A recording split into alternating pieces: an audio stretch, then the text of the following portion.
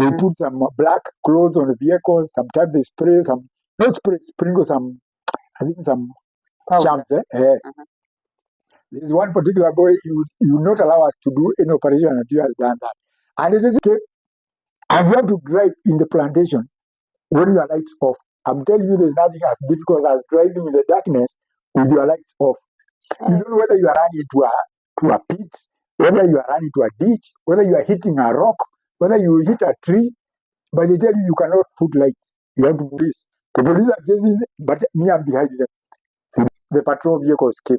Security. 2 patrol cars came. Where? Now these people who are loading, they saw. Because they are so used to this. Me, I was in the cabin. I didn't notice until they were just on me. They were on the vehicle.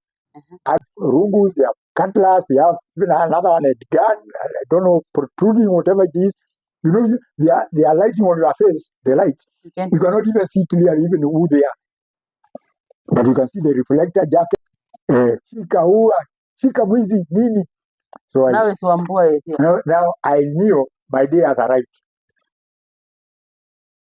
Thengiũ mwĩrori wa JG TV ngagucokeria ngatho cia mwanya na ngakwĩra karibu gũkũ kwa JG TV na niĩ ndĩrakũhe tabarĩra ya mũthenya ũmũthĩ njĩtagwo Judy na ngagĩcokeria ngatho Ngai wa mwanya nĩ kũhe kamweke gaka gũkũ kwa JG TV na ũmũthĩ ndĩrakũrehera mũgeni tũkoretwo na rũgano rwake rwa kahinda itĩna rĩa mbere rĩa kerĩ ona ũmũthĩ tũroka itĩna rĩa gatatũ ena rũgano rwake agĩtwĩre ũrĩa athire kuiya mananathi na ũrĩa aikarire mũtũrĩre wa ciramu-inĩ nake etagwo Mr. Wambua na itanathiĩ na mbere gũkũhe wega biũ atĩrĩrĩ ũtuĩke wa gũ subscribe na like na comment kũu kwa JG TV na Ngai wa mwanya gũtuĩka wa gũkũrathima na nĩ ngwenda kũmũrehera mũgeni wa mũthenya wa ũmũthĩ karibu Mr. Wambua.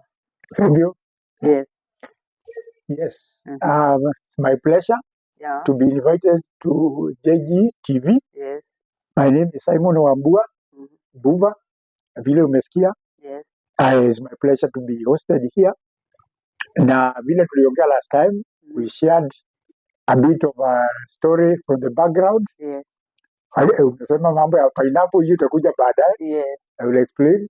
Lakini our program is more of mentorship. Let me start by explaining I am a professional mentor and life coach at ADAPT Forum. ADAPT is alcohol and drugs prevention, alcohol and drugs abuse prevention and treatment forum. We deal with mentoring youth against drug use, abuse, and alcohol abuse, against alcoholism. We are proactive against abuse of this substance, more so not like a rehab, but preventive approach. So actually, basically, that's where we are starting. So the purpose of these stories, it is to build people, to give people information, exposure, what are the repercussions of taking drugs and taking alcohol, and how do you get into it, how do you get hooked, where you started, when you are a good person. So I was a Sunday school teacher. I went through school in a very normal school in doing very well. As I mentioned, I was in Starehe Boys. I went through up to A level. I joined University of Nairobi. I did well. And in the process, I was a student leader, as I mentioned to you. The pressure of student activism, being active also gets you involved in this, mixing with the politicians, a lot of boom, money from high school. Now you're exposed, now you have freedom, you have money, people change. So that is what I call metamorphosis.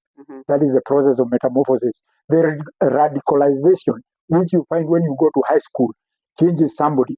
You find many of the students we are having now, they are facing stress, they are facing challenges. Okay, maybe peer pressure. And even the behavior changes accordingly. We are seeing schools being burnt down, students becoming rioters, throwing stones and all this. These are generational changes. These are progress as you grow up, and they are basically physical, they are mental, spiritual, social, and economic changes, which also affect as a person grows. So it is on this background we have been talking.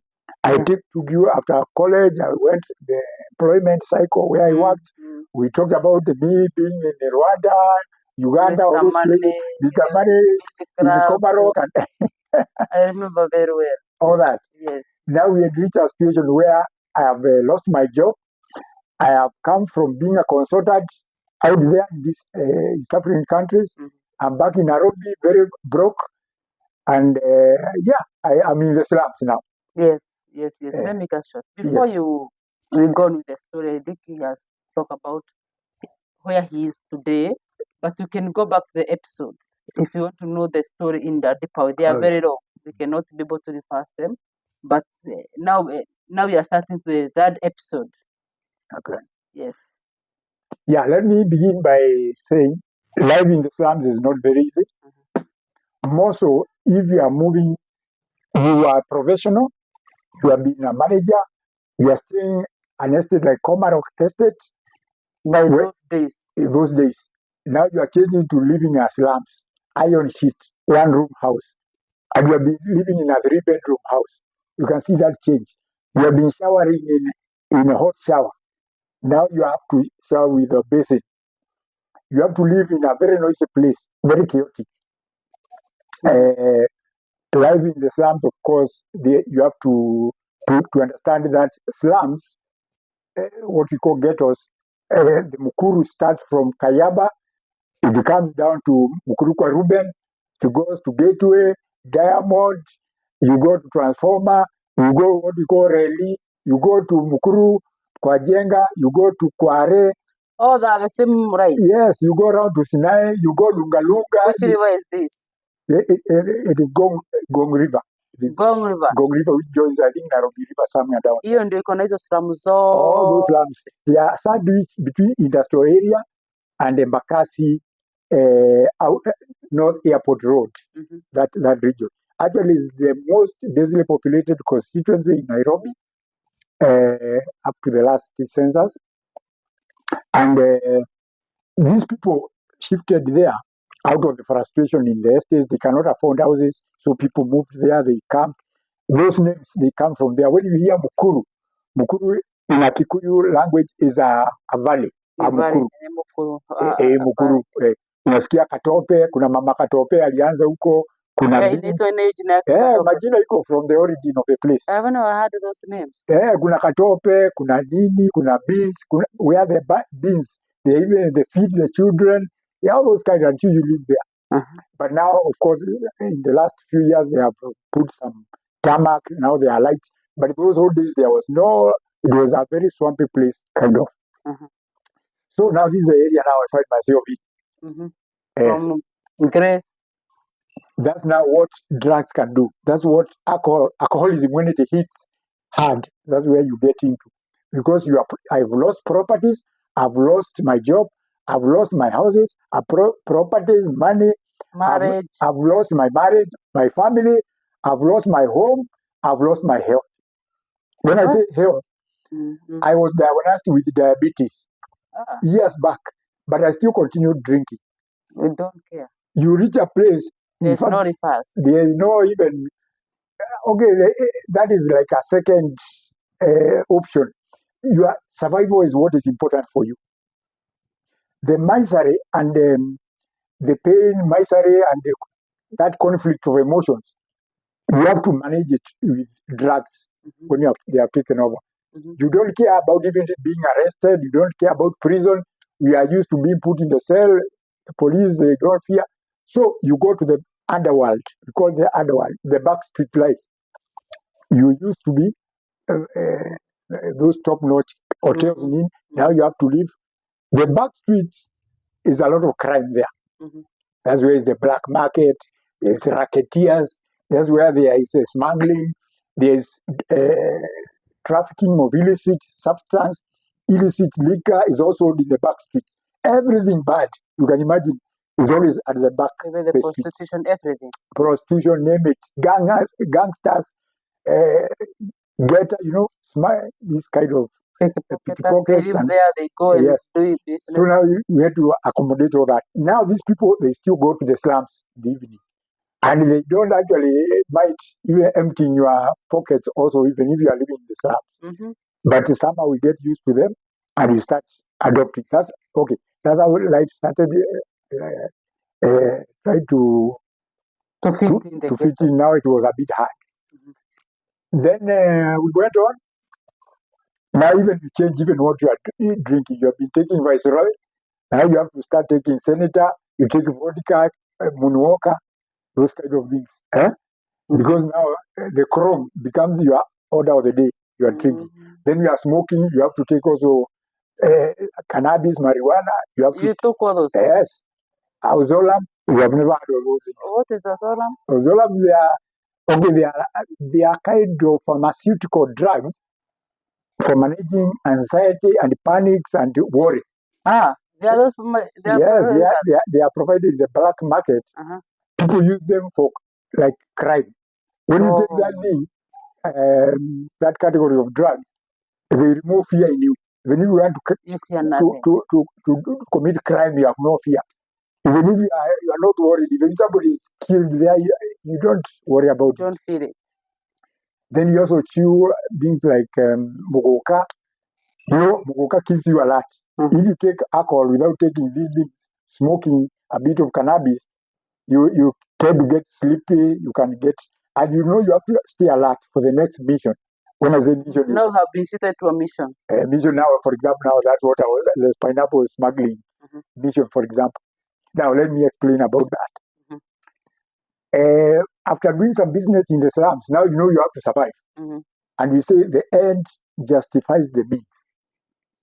It doesn't mean you just want money to do your ABCD. There's no shortcut.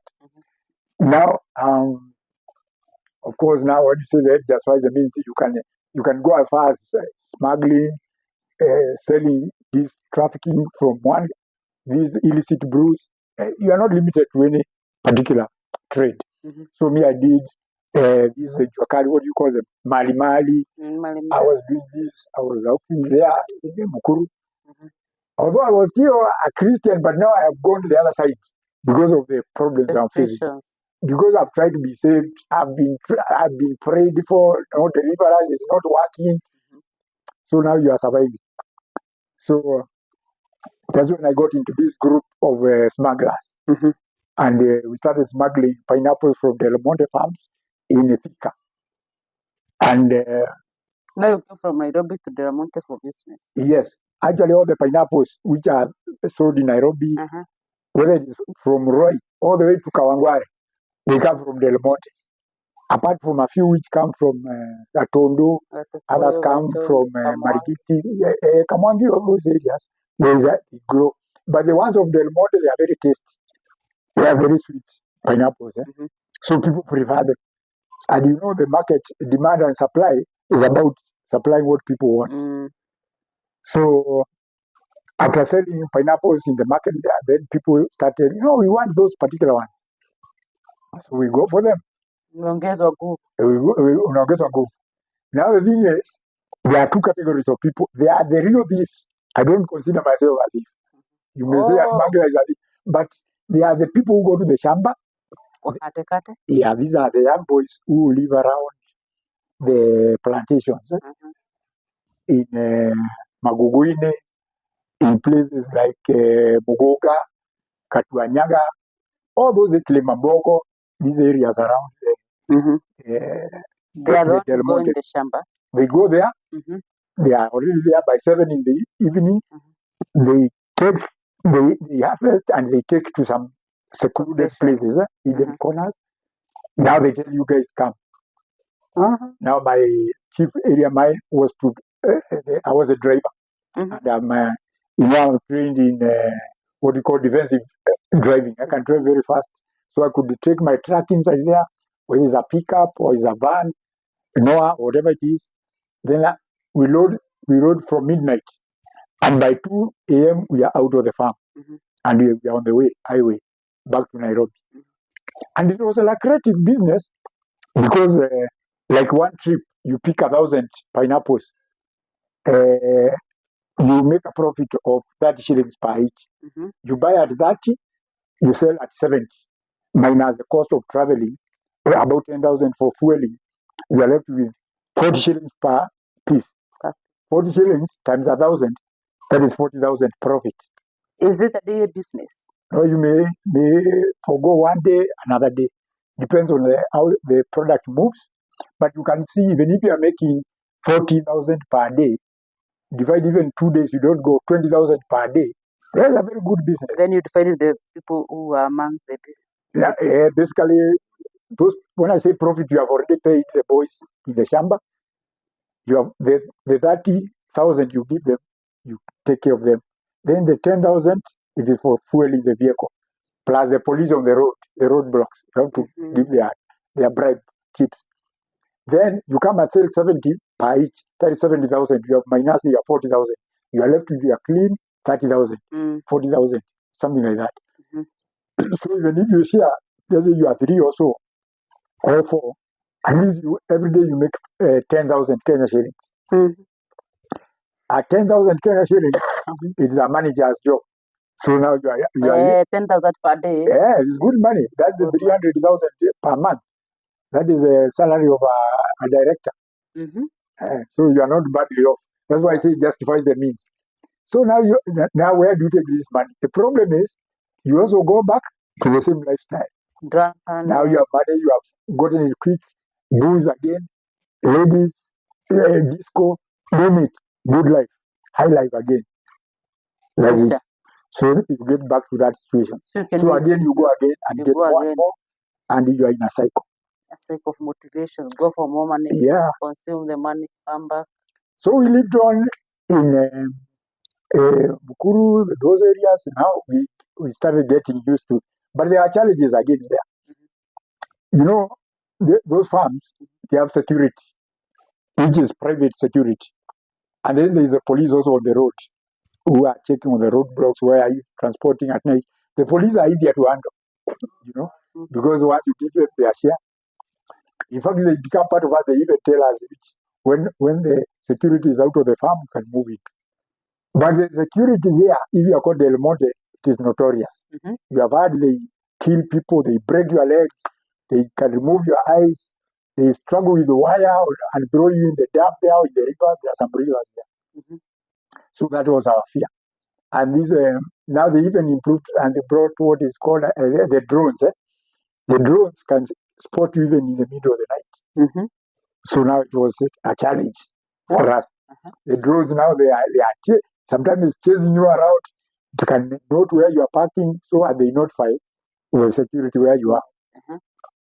And the challenge, of course, you meet challenge with your own innovations. First, these boys, they believe in charms. Kauchawi fulani. They have to use some voodoo. They put some black clothes on the vehicles. Sometimes they spray some, not spray, sprinkle some, I think some charms. There's one particular boy, you not allow us to do any operation until he has done that. And it doesn't work. One time we had even go to the farm and there's another group which were being chased around and they just passed next to us and we are taking cover in the long grass there. And these police, these security cannot see where we are. Just a few meters. That's when I started They are believing. chasing another group. They even arrested the other. There are many different groups of gangs. You are not the only ones. But they could not, we cover our vehicle with tarpaulins or branches.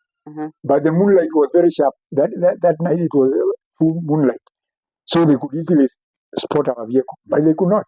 They could not even see it. They were just passing next to us. Next to where you are? Yeah. So these guys, you see, you believe, if it was not that charm would have been spotted a long time ago. And they do with the other group here, and you are still here. We are taking cover there.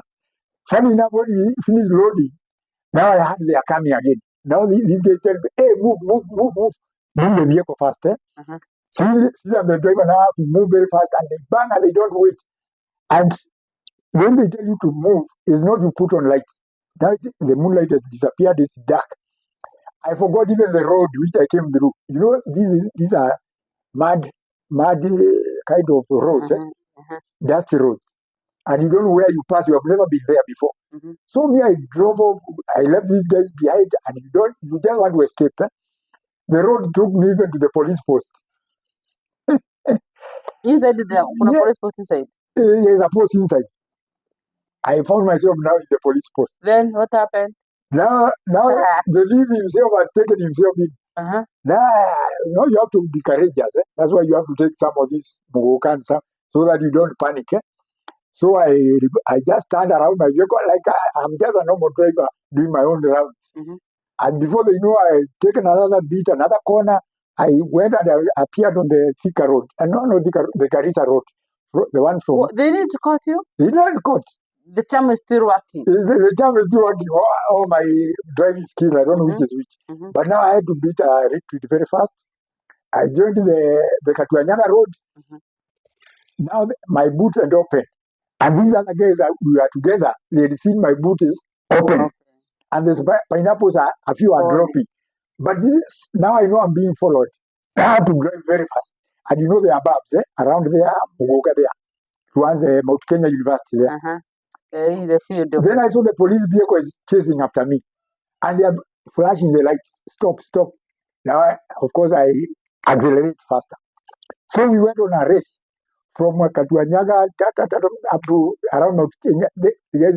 That's when the vehicle came to overtake. And they only overtook because I could see now any further speed, all the cargo will be out.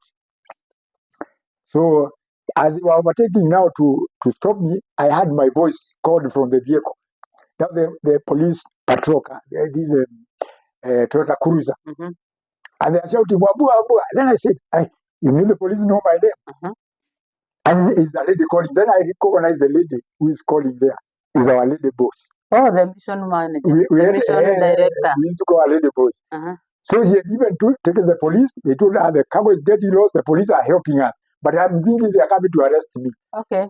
So you can see the chase, how it went for so long. The police said, hey, you guys, you are good driver. We could not capture you for almost 5 kilometers. You are running away from us. But we are trying to stop you. And put the car around, turn around. He took me to another corner place, hidden place. We changed the vehicle. We moved the product to another vehicle and zoomed out. Those are the kind of maneuvers in the night there. Now you have to escape and you have to drive in the plantation when your lights off. I'm telling you, there's nothing as difficult as driving in the darkness with your lights off. You don't know whether you are running to a pit, whether you are running to a ditch, whether you are hitting a rock, whether you hit a tree. But they tell you cannot put lights. You have to move. That's one rule. It's a rule. And you are good at that. Sometimes, well, of course, you learn in the job. When you are sharp, you learn also quick.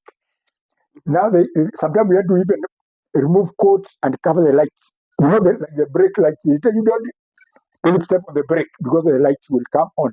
But how will you drive? You are moving down the slope. How can you drive without stepping on the brakes? Also, you funika. So you have to put maybe anything which can cover the coat, whether it removes your trousers and covering with it doesn't matter. But you must get to you must get to the job done. And then you must move out the same. Once you get to the highway, you can put lights and now everything you run and God for you, all of us. God for us. Now, of course, sometimes you would even lose the way. There's a time I went over a flyover, found myself towards Gatanga.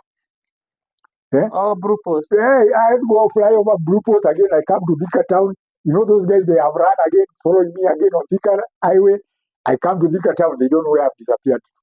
Now you are on Gatanga road. Yeah, I went to Gatanga. I went and connected and came over the flyover towards Blue Post.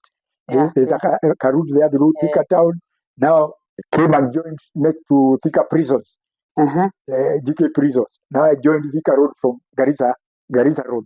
Now I'm behind the police. The police are chasing, but me, I'm behind them. You don't know where you should also know the Panya route. Panya route of escaping, that's how it is. Sometimes I would even pass the Matu. There's a place called Matu, Mamwetu, Mabogo, teachers. You come and join Kangudo road.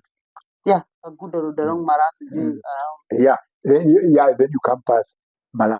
Wow. Then you can also, unless the road blocks around Roy, there's no place you will be caught. Now you escape. Okay. That was fun. It is as dangerous as it is. And it's also fun. It's also fun. You know, when you start enjoying this life and you accept it's life. It's a movie. It is a part when of... you reach the destination, now you can be able to reverse your mind. Natumeweza. Yeah, but it is good as long as you are not caught. Now the day arrived. You know, they say the 40 days of a thief. Yes. So this time we went and hid somewhere. You know, there was one rule when you go to those missions: avoid your girlfriend or your boyfriend, whatever it is. You understand? Eh? So No, those intimate relations. no intimate relations on the mission day. This day, those are the rules by that man of charms. Eh? Okay. But our lady, Hata chama haitaki maneno. itaki kabisa. You have to be very, very righteous when you are going righteous. Even in the Yeah, mission of the charm. yes, there are rules. Obedience to the rules. So our lady boss broke the rules. She came with a boyfriend. And when it was that night was raining heavily. I tried to drive. I could not see my way. In fact, the light, it's only one light which was lighting. Luckily, it was the one on the right side. So it was murikaring on the middle of the road. And I told them I cannot drive in this kind of crazy rain. Oh, we have to go now. The guys have just called. We must pick the route and get out. I said, now this is bigger. Then So we went from from the Maguguini, there's a bridge. Now, as you cross to Kilimambogo, we stopped there for a few minutes. The rain stopped slightly, but it was still raining. So we went again, another bridge there. Now this is on your left is the Kilimambogo Teachers College. We went as we were going. I saw that place, the ditch. A lot of water was there. So how will you cross there with the car? No, let's move on. So, sometimes don't argue so much. So we went to the farm, went and picked the product. now you are going extreme, but you still yeah, we are still moving. Now it's around 2 o'clock, 2 a.m. We went and loaded and now we started. And then this guy was saying, now something is wrong. Why did you bring this maneno? Yeah. and also the He's asking like me, because the lady now is left in the cabin with the boyfriend. He said, now this is not good sign. Today I'm seeing problems. The charms were telling him there will be problem today. Why is this charm talking or he feels? No, there's a way they tell. I don't know whether some voice tells him, but he told me there's problem today. Even I can feel it. So he loaded, even quarreled with that gentleman who had come with the lady boss. Where are you? You're not helping us. You are doing this. The guy tells you, mind your business. Oh, the guy doesn't know how the business is done, but the woman knows. And he is also thrown the care to the wind. Now, you know, when love comes, everything, they also, you close your eyes. They're having enjoyment. You know, you have made a lot of money. Now they can. It is normal. We are not being caught. So why are you panicking today? But the guy is sensing dangerous. So we left. As we were just going behind the Kilimambogo teachers, the same teacher was saying the vehicle got stuck there. Is this ditch in the garden? We have just left the plantation slightly where there are some lights there. There's a generator place, but we are still within the reach, the perimeter, just beyond the perimeter of the farm. But actually, that is the entrance. People from the factory, they enter through there. Coming from the Del Monte factory, they come through that farm. You know, the farms are very many. Yeah. So as we were trying to move the vehicle, time was running out. Then I said, hey, now we tried, everything could not work. So he said, offload everything. So we had to offload everything. Then I managed to get the vehicle out of the ditch. Then we started loading again. Hey. Now it is approaching 4 a.m. The vehicles, the one bringing workers, the ones coming out of the night shift, and those coming in the day shift. At 4, they found us there. Oh. What is happening here? They look around, they are with the torch. Okay, they were not very harsh, but they are saying, okay. But I saw they were lighting on the number plate of the vehicle. I told those people are taking photographs. But they left. They said, oh, let us get a chain to help you to pull you out of the road because you have blocked the road. No sooner they left than the patrol vehicles came. Security. 2 patrol cars came. Where? Now these people who are loading, they saw. Because they are so used to this. Me, I was in the cabin. I didn't notice until they were just on me. They were on the vehicle. I tried to close and duck from this side. I was surrounded. The others are brand. Surrender. What else can you do? Surrender. And it is still raining. These people are notorious. One just want to kill you. There's no, four of them, they have all weapons. They have rungus, they have cutlass, they have even another one, a gun, I don't know, protruding, whatever it is. They are lighting on your face, the light. You cannot even see clearly even who they are. But you can see the reflector jackets and their many other weapons. And you consider this is security. And they have already raised hell now. Blowing whistles, shika mwizi, nini. So now I knew my day has arrived. Now this is the day I've been waiting for. I don't know, I have finished. But let me tell you, God has a way. Because He knows your heart. You are not a criminal. And it is circumstances which have forced you there. And you always pray. That's why even criminals must pray. And if I think that's why Jesus saved that thief on the cross. That thief must have been praying, I think. Now, these guys, now they are saying, break his leg, break. They are lifting their weapons. I told them, gentlemen, can we discuss? Can we have a deal? What deal? Okay. I mean, I said, I don't know. Let me say this. In Psalms 61, it says, the man will plan, but the tongue comes from the Lord. That's why you should always know scripture. One day the scripture will help you when you are in dangerous situation. I just said, can we have a deal? Can I bring the guys? I'm just a driver. I told them I'm just a driver. Can we have a deal? I bring the guys. These people, somehow, they just bought my story. I did not extend even the words. They said, we give you 2 minutes. Go bring them. Here, 2 minutes. Bring them. And I just walked away. I walked into the thicket to bring them. I don't know where they are. I don't know. I've never been there. I don't know where they have run to. And I've told these people I'll bring them. And they not even offer. They did not even protest. Can we escort you to, or we give one guy of us to go and bring them? They trusted me to go bring them. And I just walked away. After 100 meters into the bush is when they say, oh, come on. Am I sober? Am I dreaming? I had to pinch myself to be sure that I'm. Because where are you getting? Okay, for the first time, you are going for them. Yes. You are thinking you are going for them. I'm just walking to. I don't know even where they are. I'm just walking to the bush. But you are pretending you are looking for them. Yes. But your idea from the first time is not to escape. But I don't know when I said I'll get them. What I meant, I don't know. That's why the God put words which you don't know what you are saying, just to get me out. But after 100 meters is when God, the Spirit told me, we have set you free. Run for it. But I found my energy now, and I ducked and disappeared. After a few meters, I even removed my jacket, which was red. I turned it upside down to the black side, put it, changed my coffee. I even started walking like a old man, changing my. Now even if we meet on the road, my God, you cannot tell it is me. I was looking like an old farmer walking out of the farm early in the morning. So I came to beyond the Kilimabogo teachers. I crossed the bridge. Now I appeared now in the Kilimabogo town at 6 in the morning. Now drenched with the rain. But just before even I went to the bridge, I peeped. I saw 2 more police patrol cars now have arrived. To that position? Yes. And now they had taken my car. When I ran out, I also left the keys in the vehicle. Oh, because you see, you could have left them because if you pick the key, where are you going then? Now even because yes, I left the keys there. The mission was to go so for them. So they drove the car out. But even if you took the key, they will still the breakdown will come and pull the car.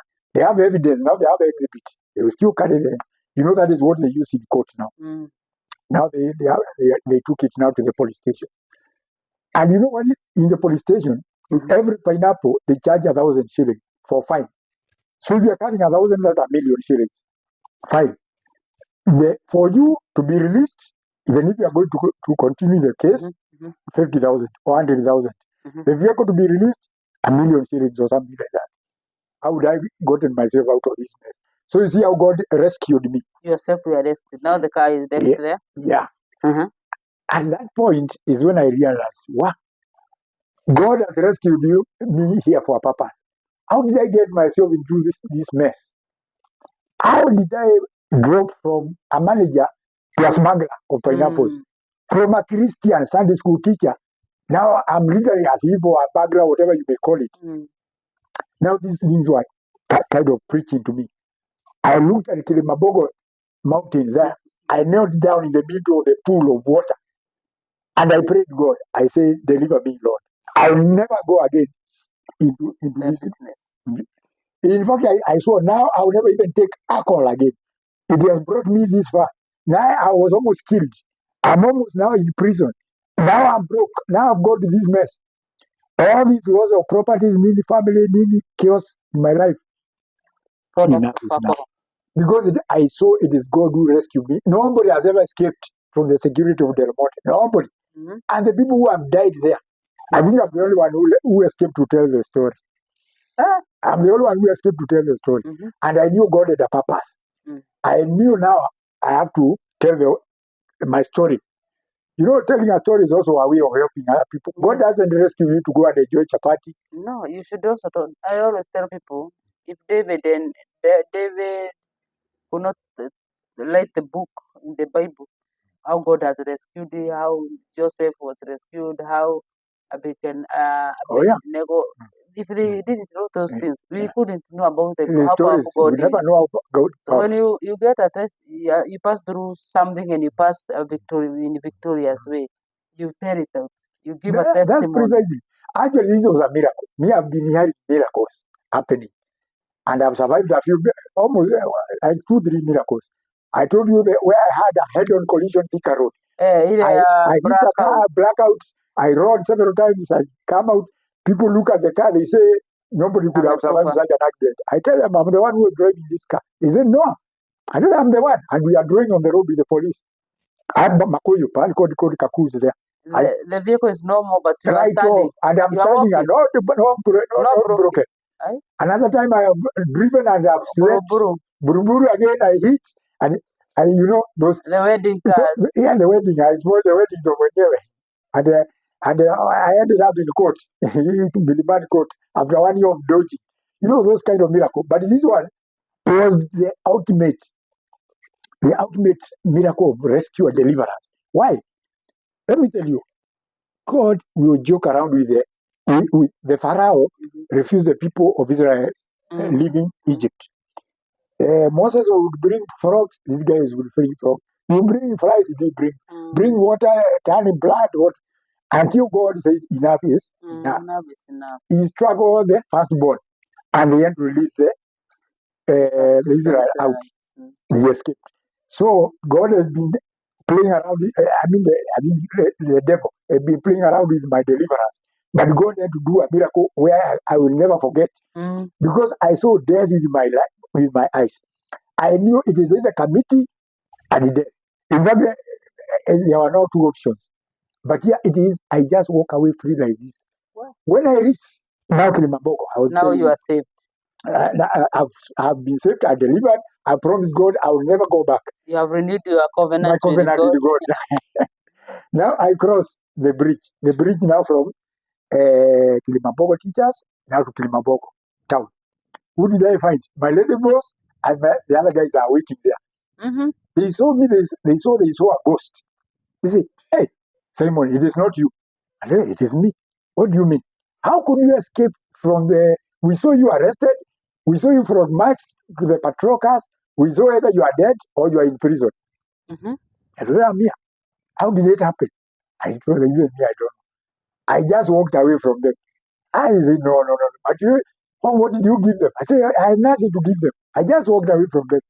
I have mumbled some words and they just agreed with me. I walk away. Hey! They looked at me and they said, something is happening here. What I really, let's go to there's a club at the corner of that street where whenever we do smuggling, we usually go take 1-2 to wind up and relax a bit. Let's go, we buy you one there. And as you tell us, the vehicle we have seen have been taken away. Now we strategize how to get the vehicle, how to get and go for the next mission. I told them, forget about that club. I'm not going anywhere near. What do you mean? Are you stressed on it? I'm not going anywhere near club. In fact, now I'm going to Nairobi. Right away, I'm taking my vehicle and going to Nairobi. Are you not with us? I don't. It's bye-bye for me. This business finished. And it was just like that. That's how you quit. They saw me walk away. I took the next vehicle coming from Matu to Thika, Nairobi. You left them there. I've never wanted to know where they went and what they did. You have never tasted alcohol from since From there, it was Z, close. It was something which I have been unable to stop for more than 20 or almost 3 decades. It stopped in one night, one episode. Finished. Just that. That's how God does miracles. Now, back to the slum, without a job. Now, the smuggling job. Let me tell you, when these things stop, when God changes everything, everything changes like this. When He must also provide in the other He provides ways. All these things you thought it is impossible, they start being possible. First, you change it starts with your mind. That you can survive without this smuggling, you can start with this alcohol, this thing. The first thing is, this thing, I will never do it. It was a resolution which cannot, and I made it nearly down in the water, in the mud, in the place I should have died. It was like Paul, they called it Saul, the one who was standing, he saw the light on his way to Damascus. So God has rescued me, I must do his work. So I went to church, I confessed, I said everything, those things of waganga, these things of smuggling. You don't even feel embarrassed to say it because you don't feel when right. God has saved you, you know, those people, Adam and Eve, when they were naked, they were embarrassed. But you know, God provided them to cover themselves. You have to open your wood to Him. You have to remove your clothes and cover somebody. I have to tell the story to other people so that they see also the risks they are involved. And how they got into that bullfrog theory business, the one I explained, how they got hooked to these drugs and alcohol. Then you are. And the most important, I felt I have a responsibility, a tribute. Actually, I wrote 2 books. I've written 2 books, you know. I mentioned to you. Yeah. And this particular one, the one about alcohol, the alcohol outer, I wrote it as an attribute to the fallen heroes. My comrades, how many people had died since I was in university? Those days when we were ninjas in Kawangware, in Dubuini. All those comrades of mine are dead. So many when we were drinking in Thika, with those Thika barracks, all those fellows of mine, most of them died road accidents here in Komarok. When I was working in Bidiko, when I was working in Wrigley, when I was working in Unilever, if I can count how many my friends in Mulolongo, in Golden Africa, the companies I work, when things you drink together, they are no more. You are still left. So I felt, God, I hope to God, I must tell the story and confess about these people. They never had a chance to confess. I'm confessing for them. I'm the black sheep who is confessing for the dead. I survived the prisoner as a prisoner of war. This is a liquor war. You know, liquor is a war.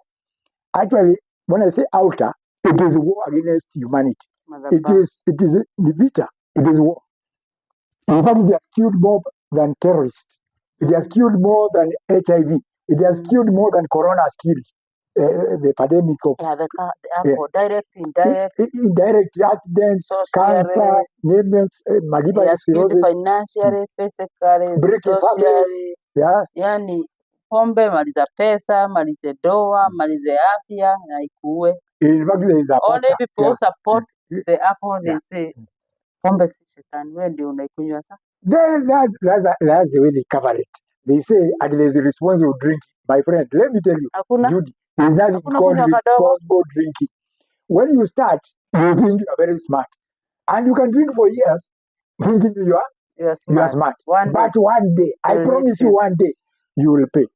It is like playing with a snake. One day it will strike you. You may think it is, I said, look, I'm holding it. It's not biting. Wait, your day is coming. Just one extra beer and you will go over the cliff. You will find there at the bottom of the valley. You drink, drive. Drink, drive. How many people I also drive. There's a friend of mine there, and I don't want to name names, but he was saying nothing will happen to them. They left at midnight, and you drink up morning, and on their way to Embu, they crashed just before Vika. In fact, this was my student, to be precise. And he worked for a very senior company, the best in Kenya, actually. I don't have to name the names of companies. He worked for the best telecommunication company, you know. And so he had the money, the double cabin, went into a truck like this with a friend who is also my neighbor. Finished, dead like this, crushed. All these celebs who died, from Moranga, all of them have died through those ceremonies. It is a monster used as a UV, sport utility vehicles, but they crash and they die like that.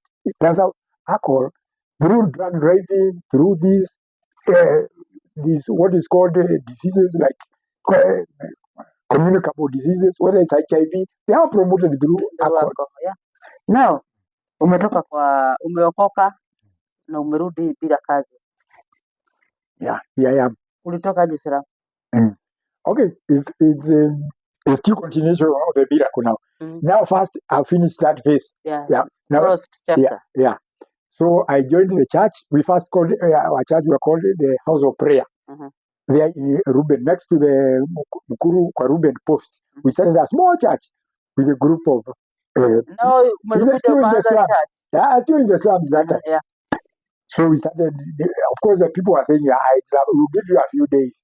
It's just a shock, but a days turn to months. Months turns to once a year. And to change, the best thing is move out of the change company, because people can.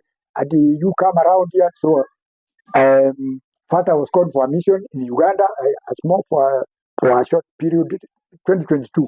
I finished making organic fertilizer somewhere in Kasese there, Barara. Then when I came, a friend called me to Joska now to make fertilizers with him. And from that day when I came to Joska is Kagudo Road. I came and joined the church gathering. And now I found fraternity. We have what is called men fellowship, GMF, gathering men fellowship. Now we are in the process of fishing people. Actually, one of my main mission, I usually go to Kware, Joska, Bala, looking for these drunkards who are stuck. Kamundu, and I call them, we have lunch with them, we invite them. That's Adapt Forum, that's how it started. Adapt Forum is about looking for people. It is like an evangelism, is an outreach ministry of looking for people who are stuck in the bars, who are not fortunate enough to know how to escape like me. And we bring them. Of course, you started. Yeah. It's only God prepared a route for your escape. Yes. People. Now we come, we share stories together. They see they are not the only one in that problem. And when we start talking to them, because I've been there, I'm able to understand and relate to their stories.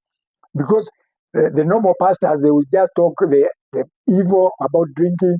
You shall go to hellfire, you shall be roasted. But these people, even some will not even come to the church. And when you threaten them, they say, okay, let me wait and be roasted. I'm finished. He has lost everything. Okay, they are hopeless. Yeah. They don't see the lightly is love. Even the last minute you can be saved.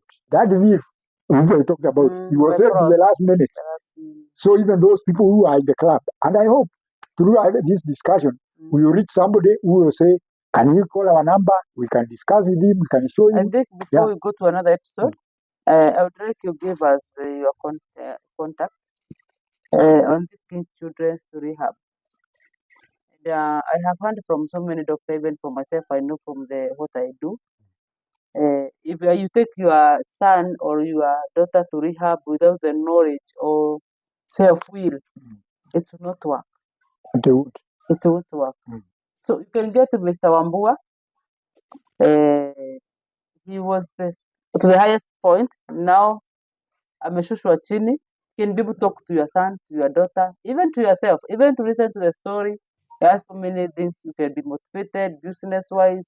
Hata kama ni unasikia ni professional driver. Yeah, bado macho inaona unaweza. I'm a very fast driver, very competent.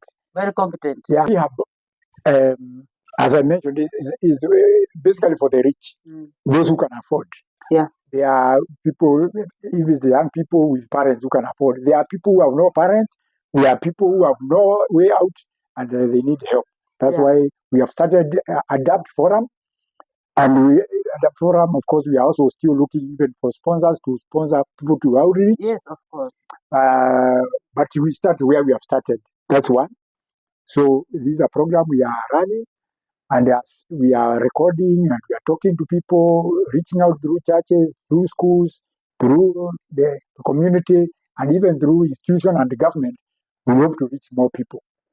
Basically, somebody can reach me direct through my number. Yes. 0742 065 916.